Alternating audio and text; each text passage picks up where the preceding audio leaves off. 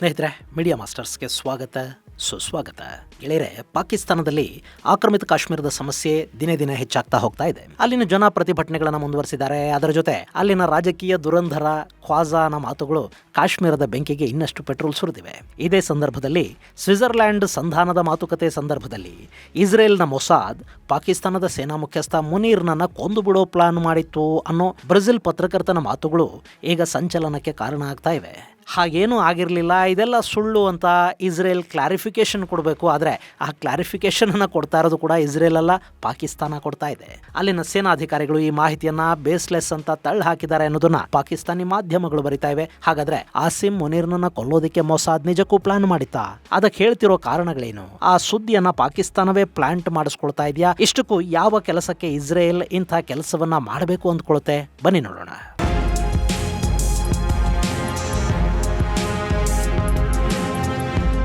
ಗೆಳೆಯರೆ, ಪಾಕ್ ಆಕ್ರಮಿತ ಕಾಶ್ಮೀರದಲ್ಲಿ ಪ್ರತಿಭಟನೆಗಳು ನಿಂತಿಲ್ಲ. ಅಲ್ಲಿನ ಜನಾಂದೋಲನವನ್ನು ದಮನ ಮಾಡೋದಕ್ಕೆ ಪಾಕಿಸ್ತಾನ ಆಕ್ರಮಿತ ಕಾಶ್ಮೀರಕ್ಕೆ ಹೋಗೋ ಎಲ್ಲ ಸರಕು ಸರಂಜಾಮುಗಳನ್ನು ನಿಲ್ಲಿಸಿದೆ. ಆಹಾರ ಔಷಧಗಳ ಸಪ್ಲೈ ಅಲ್ಲಿಗೆ ಆಗ್ತಾ ಇಲ್ಲ. ಭಾರತದ ಗಡಿಯಿಂದ ಏನೂ ಹೋಗೋದಕ್ಕೆ ಸಾಧ್ಯ ಇಲ್ಲ, ಯಾಕೆಂದ್ರೆ ಅಲ್ಲಿ ಗಡಿಯುದ್ದಕ್ಕೂ ಸೇನೆ ಇದೆ. ಭಾರತ ಕೂಡ ಆಕ್ರಮಿತ ಕಾಶ್ಮೀರದ ಭಾಗದಲ್ಲಿ ಕಟ್ಟೆಚ್ಚರವನ್ನು ವಹಿಸಿದೆ. ಇನ್ನು ಪಾಕಿಸ್ತಾನ ತನ್ನ ರಸ್ತೆ ಸಂಪರ್ಕಗಳನ್ನು ಕೂಡ ಮುಚ್ಚಿದೆ ಅನ್ನೋ ಸುದ್ದಿಗಳು ಬರ್ತಾ ಇವೆ. ಹೀಗಾಗಿ ಅಲ್ಲಿನ ಜನ ಆಹಾರ ಪದಾರ್ಥಗಳ ತೀವ್ರ ಸಂಕಷ್ಟಕ್ಕೆ ತುತ್ತಾಗಿದ್ದಾರೆ. ಇನ್ನು ಅಲ್ಲಿನ ಕೆಲ ಹೋರಾಟಗಾರರು ಭಾರತ ಕಾಶ್ಮೀರವನ್ನ ಅವಿಭಾಜ್ಯ ಅಂಗ ಅಂತ ಹೇಳ್ತಾ ಇರತ್ತೆ. ಹೀಗಾಗಿ ನಾವು ಭಾರತಕ್ಕೆ ಮನವಿ ಮಾಡ್ತಾ ಇದೀವಿ, ಭಾರತೀಯ ಸೇನೆ ನಮ್ಮನ್ನ ಕಾಪಾಡ್ಲಿ, ಪಾಕಿಸ್ತಾನಕ್ಕೆ ಪಾಠ ಕಲಿಸ್ಲಿ ಅಂತ ಹೇಳೋದಿಕ್ಕೆ ಶುರು ಮಾಡಿದ್ದಾರೆ. ಇಲ್ಲಿ ಭಾರತ ಮನಸ್ಸು ಮಾಡಿದ್ರೆ ಆಕ್ರಮಿತ ಕಾಶ್ಮೀರದ ಮೇಲೆ ದಾಳಿ ಮಾಡೋದು ಅಥವಾ ಪಾಕಿಸ್ತಾನದ ಜೊತೆ ಆ ನೆಲಕ್ಕಾಗಿ ಒಂದು ಯುದ್ಧ ಮಾಡಿ ಗೆದ್ದು ಬಿಡೋದು ಕಷ್ಟ ಅಲ್ಲ. ಆದ್ರೆ ಇವತ್ತು ಆಜಾದಿ ಕಾಶ್ಮೀರ ಅಂತ ಹೇಳ್ಕೊಳ್ಳೋ ಆ ನೆಲ ಮತ್ತು ಅಲ್ಲಿನ ಜನ ಭಾರತದ ಬಗ್ಗೆ ಎಷ್ಟು ಪ್ರೀತಿ ಇಟ್ಟುಕೊಂಡಿದ್ದಾರೆ ಅನ್ನೋದು ಕೂಡ ಇಲ್ಲಿ ಮುಖ್ಯ ಆಗುತ್ತೆ. ಈ ಭೂಭಾಗವನ್ನು ಪಾಕಿಸ್ತಾನ ಆಕ್ರಮಿಸಿಕೊಳ್ಳೋದಕ್ಕೆ ನಿಂತಾಗ ರಾಜ ಹರಿಸಿಂಗನ ಸೇನೆಯ ವಿರುದ್ಧ ದಂಗೆದ್ದು ಆಕ್ರಮಣಕಾರಿಗಳ ಜೊತೆ ಸೇರಿದ್ದವರು ಅಲ್ಲಿನ ಜನ.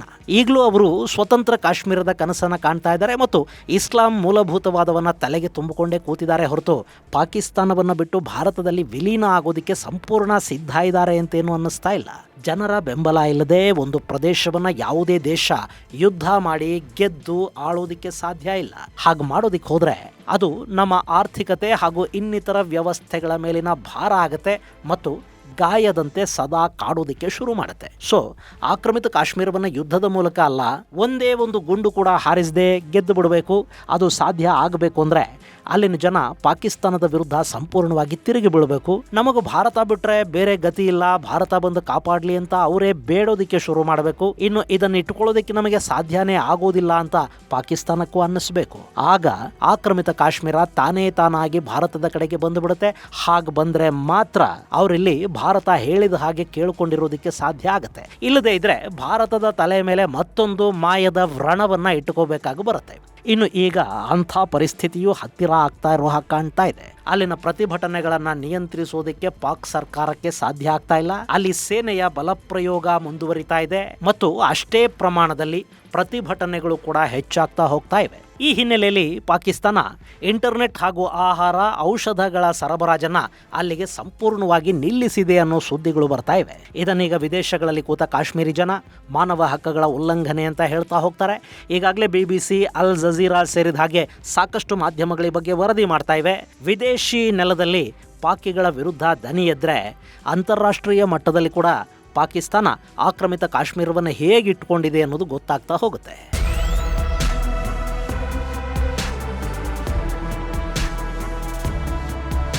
ಇನ್ನು ಇದೇ ಸಂದರ್ಭದಲ್ಲಿ ಪಾಕಿಸ್ತಾನದ ಸಚಿವ ಹಾಗೂ ನನ್ನ ಪ್ರಕಾರ ದುರಂಧರ ಸಿನಿಮಾದ ಜಮೀಲ್ ಜಮಾಲಿ ಥರದ ಕ್ಯಾರೆಕ್ಟರು ಅಲ್ಲಿನ ರಕ್ಷಣಾ ಸಚಿವ ಖ್ವಾಜಾ ಆಸಿಫ್ ಕಾಶ್ಮೀರದ ವಿಷಯದಲ್ಲಿ ಮತ್ತೆ ನಾಲಿಗೆ ಜಾರಿದಾನೆ. ಅಲ್ಲಿನ ಪ್ರತಿಭಟನಾಕಾರರನ್ನ ಕಾಶ್ಮೀರಿಗಳೇ ಅಲ್ಲ ಅಂತ ಕರೆದಿರೋ ಖ್ವಾಜಾ ರಾವಲ್ಕೋಟಲ್ಲಿನ ಜನ ಕಾಶ್ಮೀರಿಗಳಾಗೋದಕ್ಕೆ ಸಾಧ್ಯನೇ ಇಲ್ಲ. ಕಾಶ್ಮೀರಿಯತ್ ಅನ್ನೋದು ಬರ್ತ್ ಸರ್ಟಿಫಿಕೇಟ್ನಿಂದ ಬರುವುದಿಲ್ಲ, ಅದು ಕಾಶ್ಮೀರಕ್ಕಾಗಿ ನಡೆಸಿದ ಹೋರಾಟ ಮತ್ತು ಪಾಕಿಸ್ತಾನದ ಬಗ್ಗೆ ಇಟ್ಕೊಳ್ಳೋ ಕೃತಜ್ಞತೆಯ ಮೂಲಕ ಬರುತ್ತೆ ಅನ್ನೋ ಅರ್ಥದಲ್ಲಿ ಮಾತಾಡಿದ್ದಾನೆ. ಅಷ್ಟೇ ಅಲ್ಲ, ಕಾಶ್ಮೀರಕ್ಕೆ ಸ್ವಾತಂತ್ರ್ಯ ಕೊಡಿಸೋದಕ್ಕೆ ಪಂಜಾಬ್ನ ಜನ ಮಾಡಿದ ತ್ಯಾಗವನ್ನು ಕೂಡ ಕಾಶ್ಮೀರಿಗಳು ನೆನಪಿಟ್ಕೋಬೇಕು ಅನ್ನೋ ಮಾತುಗಳನ್ನ ಖ್ವಾಜಾ ಇತ್ತೀಚೆಗೆ ಹೇಳಿದ್ದ. ಗೆಳೆಯರೆ, ಕಾಶ್ಮೀರದ ವಿಷಯದಲ್ಲಿ ಪಂಜಾಬಿಗಳು ಕಿತುಬಿ ಮಾಡಿದ್ರು ಅನ್ನೋದು ಸುಳ್ಳೇನಲ್ಲ. ಜಮ್ಮು ಕಾಶ್ಮೀರ ರಾಜ ಹರಿಸಿಂಗ್ ಆಳ್ವಿಕೆಯಲ್ಲಿದ್ದಾಗ ಅತಿ ಹೆಚ್ಚು ಮುಸ್ಲಿಂ ಜನಸಂಖ್ಯೆಯನ್ನು ಹೊಂದಿದ್ದ ಹಿಂದೂ ರಾಜನ ಆಳ್ವಿಕೆಯಲ್ಲಿದ್ದ ಪ್ರದೇಶ ಅಂತ ಅನ್ನಿಸ್ಕೊಂಡಿತ್ತು. ಹೀಗಾಗಿ ಅಲ್ಲಿನ ಕೆಲ ಮುಸ್ಲಿಮರಲ್ಲಿ ಇದು ಅಸಮಾಧಾನಕ್ಕೆ ಕಾರಣ ಆಯಿತು. ಆ ಸಂದರ್ಭದಲ್ಲಿ ಕಾಶ್ಮೀರದಲ್ಲಿನ ರಾಜನ ವಿರುದ್ಧ ಇಸ್ಲಾಮಿಕ್ ದಂಗೆಗಳಿಗೆ ಪ್ರಚೋದನೆಯನ್ನ ಕೊಟ್ಟಿದ್ದು, ಹಣ ಆಯುಧಗಳನ್ನ ಸರಬರಾಜು ಮಾಡಿದ್ದು, ಕಾಶ್ಮೀರಿಯತ್ ಅನ್ನೋದನ್ನ ಇಸ್ಲಾಮಿಯತ್ತಾಗಿ ಪರಿವರ್ತಿಸಿದ್ದು ಎಲ್ಲ ಕೂಡ ಪಂಜಾಬಿ ಮುಸ್ಲಿಮರೇ. 1947ರಲ್ಲಿ ಕಾಶ್ಮೀರದ ಮೇಲೆ ಆಫ್ಘನ್ ಬುಡಕಟ್ಟು ಜನಾಂಗ ದಾಳಿ ಮಾಡ್ತಲ್ಲ, ಆಗ ಕಾಶ್ಮೀರದ ಒಳಗೆ ಹರಿಸಿಂಗನ ವಿರುದ್ಧ ಉಂಟಾದ ಬಂಡಾಯಕ್ಕೆ ಬೆಂಬಲವಾಗಿ ನಿಂತವರು ಕೂಡ ಈ ಪಾಕಿಸ್ತಾನದ ಪಂಜಾಬಿಗಳೇ. ಇವತ್ತು ಕಾಶ್ಮೀರ ಅನ್ನೋ ಗಾಯವನ್ನ ಶಾಶ್ವತವಾಗಿ ಉಳಿಸಿರೋದು ಕೂಡ ಇದೇ ಪಂಜಾಬಿ ಮುಸ್ಲಿಮರು. ಆಕ್ರಮಿತ ಕಾಶ್ಮೀರದ ಮೂಲಕ ಲಾಭ ಮಾಡ್ಕೋತಾ ಇರೋದು ಅವರೇನೆ. ಇದನ್ನ ಖ್ವಾಜಾ ಸ್ವಲ್ಪ ಸರಳೀಕೃತಗೊಳಿಸಿ ಕಾಶ್ಮೀರದ ಸ್ವಾತಂತ್ರ್ಯಕ್ಕೆ ಪಂಜಾಬಿ ಪಾಕಿಸ್ತಾನಿಗಳ ಕೊಡುಗೆ ತುಂಬಾ ಇದೆ ಅಂತ ಹೇಳಿದಾನೆ. ಹಾಗೆ ಪಾಕಿಸ್ತಾನದ ಸರ್ಕಾರದ ವಿರುದ್ಧ ಯಾರು ಹೋರಾಟ ಮಾಡ್ತಾ ಇದ್ದಾರೆ ಅವರು ಕಾಶ್ಮೀರಿಗಳೇ ಅಲ್ಲ ಅಂತ ಕೂಡ ಖ್ವಾಜಾ ಹೇಳಿದಾನೆ. ಇದು ಆಕ್ರಮಿತ ಕಾಶ್ಮೀರದ ಹೋರಾಟಕ್ಕೆ ಮತ್ತೊಂದಷ್ಟು ಬೆಂಕಿಯನ್ನ ಸುರಿತಾ ಇದೆ. ಜೊತೆಗೆ ಪಾಕಿಸ್ತಾನದ ಕಾಶ್ಮೀರಿ ನೆರೆಟಿವ್ ಏನಿದೆ ಅದನ್ನ ಖ್ವಾಜಾನ ಮಾತುಗಳು ನಾಶ ಮಾಡತ್ವೆ ಅನ್ನೋ ಭಯ ಮತ್ತು ಆತಂಕ ಅಲ್ಲಿನ ರಾಜಕಾರಣಿಗಳು ಹಾಗೂ ಸೋಕಾಲ್ಡ್ ಚಿಂತಕರು ಮತ್ತು ಸೇನೆಗೆ ಶುರುವಾಗಿದೆ. ಬಿಲಿ ರಾಣಿ ಅಲಿಯಾಸ್ ಬಿಲಾವಲ್ ಭುಟ್ಟೋ ಸೇರಿದಂತೆ ಸಾಕಷ್ಟು ರಾಜಕಾರಣಿಗಳು ಈ ಖ್ವಾಜಾ ವಿರುದ್ಧ ವಾಗ್ದಾಳಿಗೆ ನಿಂತಿದ್ದಾರೆ. ಖ್ವಾಜಾ ತನ್ನ ಹೇಳಿಕೆಗಾಗಿ ಅಲ್ಲಿನ ಪಾರ್ಲಿಮೆಂಟ್ ಅಲ್ಲಿ ಸ್ಪಷ್ಟೀಕರಣವನ್ನು ಕೂಡ ಕೊಡಬೇಕಾಗಿ ಬಂದಿದೆ. मैंने उसमें लिखा है कि कश्मीरी बर्थ सर्टिफिकेट से नहीं बनता, कश्मीरी कुर्बानियों से बनता है, हिजरत से बनता है, जिनको घरों में बैठ के आजादी मिल गई हुई है.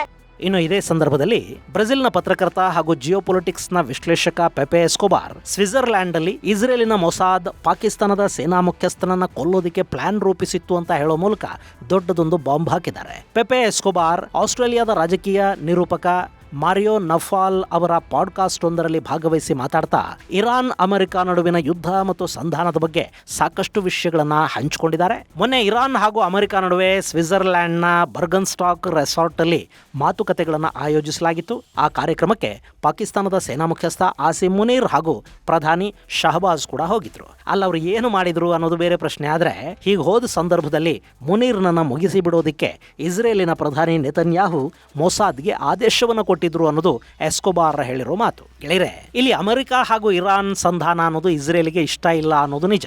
ಆ ಸಂಧಾನದಲ್ಲಿ ಲೆಬನಾನ್ ಮೇಲೆ ದಾಳಿ ಮಾಡಬಾರದು ಅನ್ನೋ ಅಂಶ ಕೂಡ ಸೇರ್ಪಡೆಯಾಗಿದೆ. ಲೆಬನಾನ್ನಲ್ಲಿನ ಹೆಜ್ಬುಲ್ಲಾಗಳು ಇರಾನ್ನ ಪ್ರಾಕ್ಸಿಗಳಾಗಿದ್ದಾರೆ. ಹೀಗಾಗಿ ಇಸ್ರೇಲ್ ಅವರ ಮೇಲೆ ದಾಳಿಗಳನ್ನು ಮಾಡ್ತಲೇ ಇದೆ. ಹಾಗೆ ಮಾಡದೇ ಇದ್ರೆ ಹೆಜ್ಬುಲ್ಲಾಗಳು ಇಸ್ರೇಲಿನ ಮೇಲೆ ದಾಳಿ ಮಾಡ್ತಾರೆ. ಸೊ ಹೆಜ್ಬುಲ್ಲಾಗಳ ವಿಷಯವನ್ನ ನಿಮ್ಮ ಸಂಧಾನದ ಮಾತುಕತೆಗಳಿಂದ ದೂರ ಇಡಿ ಅಂತ ಇಸ್ರೇಲ್ ಹೇಳ್ತಾ ಬರ್ತಾ ಇತ್ತು. ಇನ್ನು ಈ ಸಂಧಾನದ ಮೂಲ ಸೂತ್ರಧಾರರು ನಾವೇ ಅಂತ ಪಾಕಿಸ್ತಾನ ಪದೇ ಪದೇ ಹೇಳ್ಕೊಳ್ತಾ ಇತ್ತಲ್ಲ. ಹೀಗಾಗಿ ಇಸ್ರೇಲ್ ಸಿಟ್ಟು ಮಾಡ್ಕೊಳ್ತು, ಆಸಿಮ್ ಮುನೀರ್ನನ್ನ ಮುಗಿಸಿ ಬಿಡೋ ನಿರ್ಧಾರವನ್ನು ಮಾಡ್ತು. ಆದ್ರೆ ಈ ವಿಷಯ ಪಾಕಿಸ್ತಾನಕ್ಕೆ ಗೊತ್ತಾಯ್ತು. ತಕ್ಷಣ ಅವರು ಒಮಾನ್ ಅನ್ನ ಸಂಪರ್ಕಿಸಿದ್ರು ಮತ್ತು ಒಮಾನ್ ಮೂಲಕ ಇಸ್ರೇಲಿಗೊಂದು ಕಠಿಣ ಸಂದೇಶವನ್ನ ರವಾನೆ ಕೂಡ ಮಾಡಿದ್ರು. ನಮ್ಮ ಹತ್ರ ನ್ಯೂಕ್ಲಿಯರ್ ವೆಪನ್ಗಳಿವೆ, ಅದನ್ನು ಬಳಸಿ ಇಸ್ರೇಲ್ ಅನ್ನ ಉಡೀಸ್ ಮಾಡಿಬಿಡ್ತೀವಿ ಅಂತ ಪಾಕಿಸ್ತಾನ ಎಚ್ಚರಿಕೆ ಕೊಟ್ಟ ನಂತರ ಇಸ್ರೇಲ್ ತನ್ನ ಆಸಿಮ್ ಮುನೀರ್ ಅಸಾಸಿನೇಷನ್ ಯೋಜನೆಯನ್ನ ಕೈ ಬಿಡ್ತು ಅನ್ನೋದು ಪೆಪೆ ಎಸ್ಕೋಬಾರ್ ಹೇಳಿರೋ ಮಾತು. Pakistani military intel, they intercepted ultra-credible information that the Mossad was preparing, under orders by Netanyahu, an assassination attempt against Asim Munir. ಈ ಮಾತುಗಳನ್ನು ಕೇಳ್ತಾ ಇದ್ರೆ ಇದನ್ನು ಪಾಕಿಸ್ತಾನವೇ ಈ ವ್ಯಕ್ತಿ ಮೂಲಕ ಹೇಳಿಸ್ಕೊಳ್ತಾ ಇದೆಯಾ ಅಂತ ಅನ್ನಿಸದೇ ಇರೋದಿಲ್ಲ. ಯಾಕೆಂದ್ರೆ ಎಲ್ಲಿಯ ಪಾಕಿಸ್ತಾನ, ಎಲ್ಲಿಯ ಇಸ್ರೇಲು? ಅದು ಹೇಗೆ ಪಾಕಿಸ್ತಾನ ಇಸ್ರೇಲ್ ಮೇಲೆ ನ್ಯೂಕ್ಲಿಯರ್ ದಾಳಿಯನ್ನು ಮಾಡುತ್ತೆ ಮತ್ತು ಅಂಥ ದಾಳಿ ಮಾಡಿದ್ರೆ ಇಸ್ರೇಲ್ ಸುಮ್ಮನೆ ಇರತ್ತಾ? ಪ್ರತಿ ದಾಳಿ ಮಾಡೋದಿಲ್ವೇ? ಇನ್ನು ಪಾಕಿಸ್ತಾನದ ಹತ್ರ ಇಸ್ರೇಲ್ ವರೆಗೆ ಹೋಗೋ ಮಿಸೈಲುಗಳಾದ್ರೂ ಎಲ್ಲಿವೆ? ಎರಡೂ ದೇಶಗಳ ನಡುವೆ ಸುಮಾರು 3,500 ಕಿಲೋಮೀಟರ್ ದೂರ ಇದೆ. ಹೀಗಿರುವಾಗ ನ್ಯೂಕ್ಲಿಯರ್ ವೆಪನ್ ಅನ್ನ ಏನು ಸೈಕಲ್ ಮೇಲೆ ಇಟ್ಕೊಂಡು ಹೋಗಿ ಅಲ್ಲಿಗೆ ಹಾಕ ಬರ್ತಾರ? ಅಷ್ಟು ದೂರ ಹೋಗೋ ಮಿಸೈಲ್ ಬೇಡವೆ? ಇನ್ನು ಪಾಕಿಸ್ತಾನದಲ್ಲಿ ಗಲಭೆಗಳಾಗ್ತಾ ಇರೋ ಸಂದರ್ಭದಲ್ಲಿ ಇಸ್ರೇಲ್ ಪಾಕಿಸ್ತಾನದ ಸೇನಾ ನಾಯಕನನ್ನ ಕೊಲ್ಲೋದಿಕ್ಕೆ ಸಂಚು ಮಾಡಿತ್ತು ಅನ್ನೋ ಸುಳ್ಳು ಸುದ್ದಿ ಹಬ್ಬಿಸಿ ಇಸ್ಲಾಮಿಕ್ ಉಮ್ಮಾ ಎದ್ದು ಬಿಡೋ ಹಾಗೆ ಮಾಡೋಣ ಅಂತ ಮುನೀರ್ ಮತ್ತು ಆತನ PR ತಂಡ ಯೋಚಿಸಿತ್ತೋ ಏನೋ. ಆದ್ರೆ ಪಾಕಿಸ್ತಾನದ ಪತ್ರಕರ್ತರು ಅದಕ್ಕೂ ಕಲ್ಲು ಹಾಕಿಬಿಟ್ಟಿದ್ದಾರೆ. ಪೆಪೆ ಎಸ್ಕೋಬಾರ್ ಹೇಳಿದ ಮಾತುಗಳು ನಿರಾಧಾರ, ಅಂಥದ್ದೇನು ಆಗಿರಲೇ ಇಲ್ಲ ಅನ್ನೋದನ್ನ ಇಸ್ರೇಲಿ ಮಾಧ್ಯಮಗಳು ಹೇಳಬೇಕಿತ್ತು. ಆದ್ರೆ ಅದನ್ನ ಹೇಳ್ತಾ ಇರೋದು ಪಾಕಿಸ್ತಾನದ ಸೇನಾಧಿಕಾರಿಯೊಬ್ಬರ ಹೇಳಿಕೆಯನ್ನ ಉಲ್ಲೇಖಿಸಿ ಅಲ್ಲಿನ ಆರಿ ನ್ಯೂಸ್ನ ಮುಖ್ಯಸ್ಥ ಕಮ್ರಾನ್ ಖಾನ್ ಈ ಸುದ್ದಿಗಳು ಸತ್ಯಕ್ಕೆ ದೂರ ಅಂತ ಹೇಳಿದ್ದಾರೆ. ಅಲ್ಲಿ ಅಂತ ಯಾವ ಮಾಹಿತಿಯೂ ಇರಲಿಲ್ಲ, ಯಾವ ಥ್ರೆಟ್ಟೂ ಇರಲಿಲ್ಲ, ಎಲ್ಲ ಪೂರ್ವನಿಯೋಜಿತವಾಗಿ ನಡೀತಾ ಹೋದ್ವು. ಅಮೆರಿಕ ಆಗಲಿ ಸ್ವಿಟ್ಜರ್ಲ್ಯಾಂಡ್ ಆಗಲಿ ಯಾವುದೇ ಸೆಕ್ಯೂರಿಟಿ ಕನ್ಸರ್ನ್ ಅನ್ನ ವ್ಯಕ್ತಪಡಿಸಲಿಲ್ಲ ಅಂತ ಕಮ್ರಾನ್ ಖಾನ್ ಹೇಳಿದ್ದಾರೆ. ಹಾಗೆ ಪಾಕಿಸ್ತಾನದ ಇನ್ನಿತರ ಪತ್ರಕರ್ತರು ಕೂಡ ಈ ಮಾಹಿತಿಯನ್ನು ತಳ್ಳಿ ಹಾಕಿದ್ದಾರೆ. ಬಹುಶಃ ನಮ್ಮ ಸೇನಾ ಮುಖ್ಯಸ್ಥನ ಹತ್ಯೆಗೆ ನಮಗೆ ಗೊತ್ತಿಲ್ಲದೆ ಸಂಚು ಮಾಡಿಬಿಟ್ರು ಮತ್ತು ಅದು ಬ್ರೆಜಿಲ್ನ ಪತ್ರಕರ್ತನಿಗೆ ನಮಗಿಂತ ಮೊದಲು ಗೊತ್ತಾಯ್ತು ಅಂತ ಈ ಪಾಕಿಸ್ತಾನದ ಮೀಡಿಯಾಗಳ ಸಿಟಿಗಿಟ್ ಮಾಡ್ಕೊಂಡು ಕೇಳ್ಕೊಂಡಿವ್ಯೋ ಏನೋ. ಅಂತೂ ಮುನೀರನ ಮರ್ಡರ್ ಅಟೆಂಪ್ಟ್ ಪ್ರೊಪಗಂಡ ಪಾಕಿ ಮಾಧ್ಯಮಗಳ ಮೂಲಕವೇ ಹಳ್ಳ ಹಿಡಿದು ಹೋಗಿದೆ. ಇಲ್ಲಿ ಇಸ್ರೇಲ್ ಈ ಬಗ್ಗೆ ಇದುವರೆಗೆ ಯಾವ ಪ್ರತಿಕ್ರಿಯೆಯನ್ನು ಕೊಟ್ಟಿಲ್ಲ. ಮೊಸಾದ್ ಬಗ್ಗೆ ಇಂಥ ರೋಚಕ ಕಥೆಗಳು ಹುಟ್ಟಿದಷ್ಟು ಇಸ್ರೇಲಿಗೆ ಖುಷಿ ಆಗ್ತಾ ಇರುತ್ತೆ. ಅವ್ರು ಯಾಕೆ ಇದನ್ನು ಸುಳ್ಳು ಅಂತೆಲ್ಲ ಹೇಳೋದಕ್ಕೆ ಹೋಗ್ತಾರೆ. ಸೊ ಅವರು ಮಾತಾಡ್ತಾ ಇಲ್ಲ.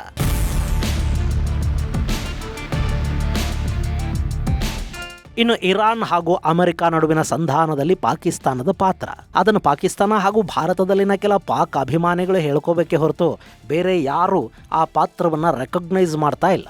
ಕಡೆಗೆ ಇರಾನ್ ಕೂಡ ಮೊನ್ನೆ ಸಂಧಾನದಲ್ಲಿ ಪಾಕಿಸ್ತಾನದ ಪಾತ್ರದ ಬಗ್ಗೆ ಶಹಬಾಜ್ ತಾನೇ ಸ್ವಲ್ಪ ಹೆಚ್ಚು ಬಾಜಾ ಶುರು ಮಾಡಿದ ನಂತರ ಇರಾನಿನ ಮಾಧ್ಯಮಗಳು ಪಾಕಿಸ್ತಾನದ ಕ್ಲೈಮ್ಗಳನ್ನು ಸುಳ್ಳು ಅಂತ ಹೇಳೋದಕ್ಕೆ ಶುರು ಮಾಡಿದ್ವು. ಅವರು ಸಂಧಾನ ಹಾಗೂ ಮಾತುಕತೆಯ ಕ್ರೆಡಿಟ್ ಅನ್ನ ಕತಾರ್ಗೆ ಕೊಡ್ತಾ ಹೋದ್ರೆ ಹೊರತು ಪಾಕಿಸ್ತಾನಕ್ಕಲ್ಲ. ಏನೋ ಅರಾಕ್ಚಿ ಸ್ವಲ್ಪ ಪಾಕಿಸ್ತಾನದ ಹೆಸರನ್ನ ಕತಾರ್ ಜೊತೆ ಜೋಡಿಸಿ ಹೇಳಿದ್ದು ಬಿಟ್ರೆ IRGC ಪಾಕಿಸ್ತಾನವನ್ನ ಈ ಮಾತುಕತೆಗಳ ಕ್ರೆಡಿಟ್ನಿಂದ ಸಂಪೂರ್ಣವಾಗಿ ದೂರ ಇಡಿತು. ಇಸ್ಲಾಮಿಕ್ ರೆವಲ್ಯೂಷನ್ ಗಾರ್ಡ್ಸ್ ಕೋರ್ನ ಮೀಡಿಯಾಗಳು ಪಾಕಿಸ್ತಾನ ಅಲ್ಲಿ ಮಧ್ಯಸ್ಥಿಕೆಯನ್ನು ವಹಿಸಲಿಲ್ಲ, ಬದಲಿಗೆ ಕೇವಲ ಸಂಪರ್ಕ ಸಹಾಯಕನಾಗಿ ಕೆಲಸ ಮಾಡ್ತು ಅಂತ ಹೇಳಿವೆ. ಸಂಪರ್ಕ ಸಹಾಯಕ ಅಂದ್ರೆ ಜಸ್ಟ್ ಫೆಸಿಲಿಟೇಟರ್ ಅಷ್ಟೇ, ಮೀಡಿಯೇಟರ್ ಅಲ್ಲ. ಇನ್ನು ಅಲ್ಲಿ ಅಮೆರಿಕಾದ ಸಂದೇಶವನ್ನ ಇರಾನಿಗೆ, ಇರಾನಿನ ಮಾತುಗಳನ್ನು ಅಮೆರಿಕಾಗೆ ತಲುಪಿಸುವ ಕೆಲಸವನ್ನ ಮಾತ್ರ ಪಾಕಿಸ್ತಾನ ಮಾಡ್ತು ಅಂತ IRGC ಹೇಳಿದೆ.